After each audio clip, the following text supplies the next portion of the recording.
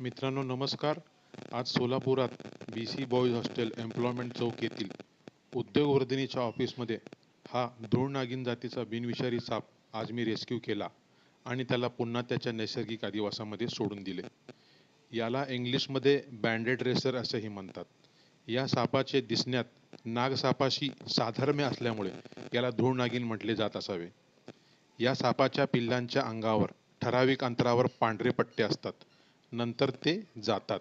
धूळ नागिनचे प्रमुख खाद्य उंदीर असल्यामुळे धामणप्रमाणे हा साप सुद्धा शेतकऱ्यांच्या पिकांचा रक्षणकर्ता म्हणायला हवा. याचे वास्तव्य गवतात, झुडपात, उंदरांच्या बिळात किंवा दगडांमध्ये असते. हा साप दिनचर म्हणजे दिवसा फिरणारा असून डिवसले गेल्यास मानेचा भाग फुगवतो.